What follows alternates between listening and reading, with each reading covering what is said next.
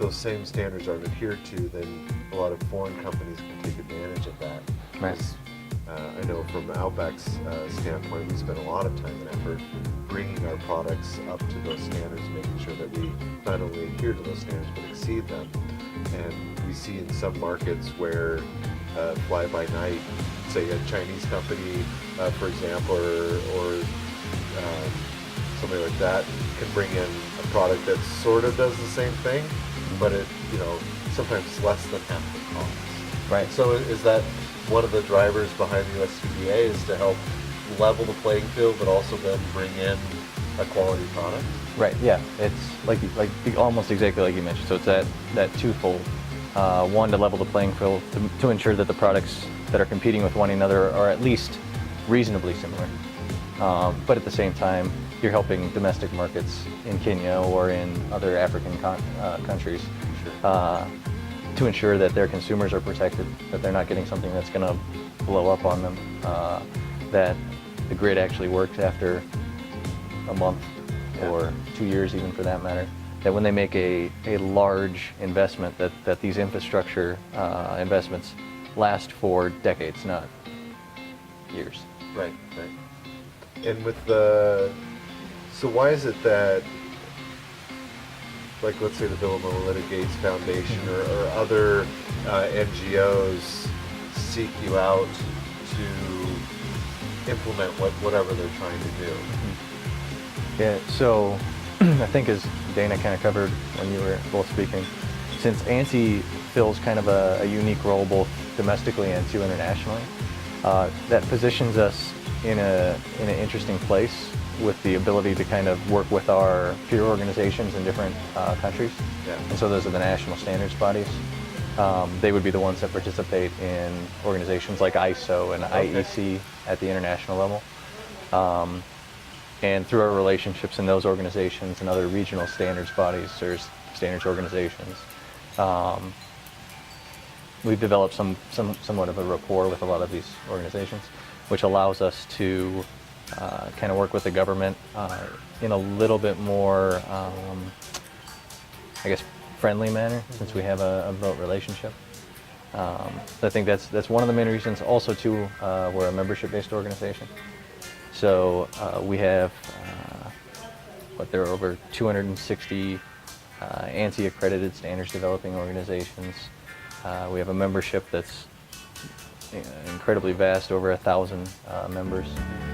So being able to have those kind of experts an email away is incredibly helpful when you're looking at building some sort of program and trying to bring in experts who can bring home specific issues, especially issues that are a little bit more technical or that focus on a topic that maybe somebody like me, who's more focused on policy aspects of good regulatory practices or technical barriers to trade, wouldn't necessarily be able to dig in deep on. Sure.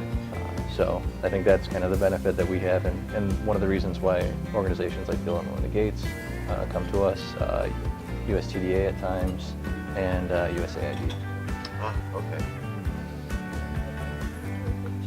And so what is the plan moving forward for Kenya from Ansi's perspective with the products that are U.S. made, but just in general with the access for solar and for renewable energy? I would think our biggest goal, especially with the workshop today and tomorrow, would be to ensure that when Kenya is writing their energy storage strategy that's upcoming, as an add-on to the energy policy that's coming out, the revision, I guess, that's coming up, that the U.S. perspective is actually considered in that, especially from an early phase. I think more than anything, it's one, like we talked about before, making sure that we're not allowing in products that are faulty or going to hurt people. Two, making sure that there's a level playing field.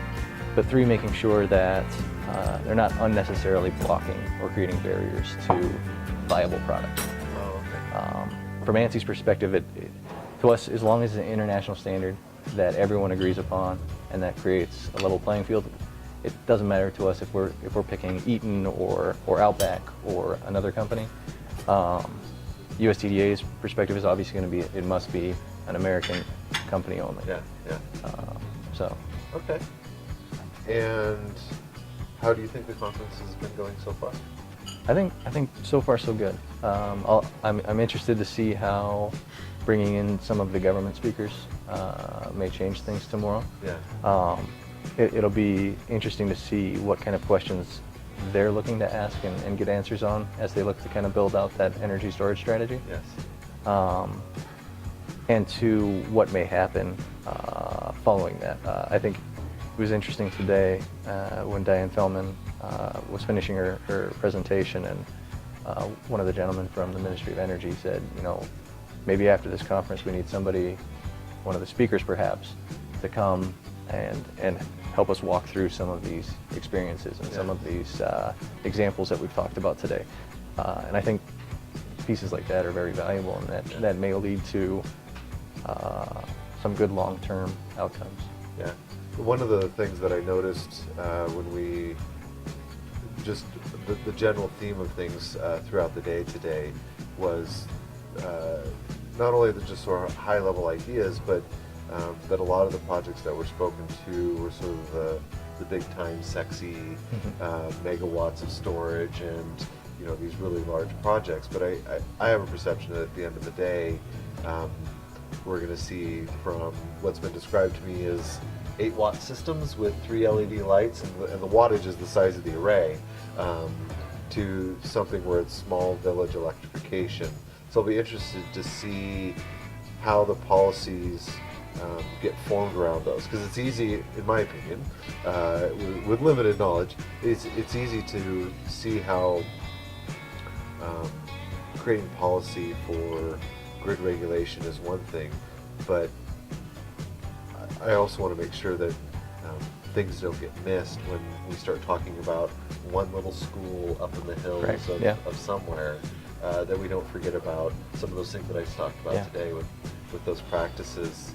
Who ultimately helps guide the Kenyan government on making sure that some of those maybe less sexy but just as important, and quite frankly I think will be one of the main drivers behind that 2020 goal of electrification?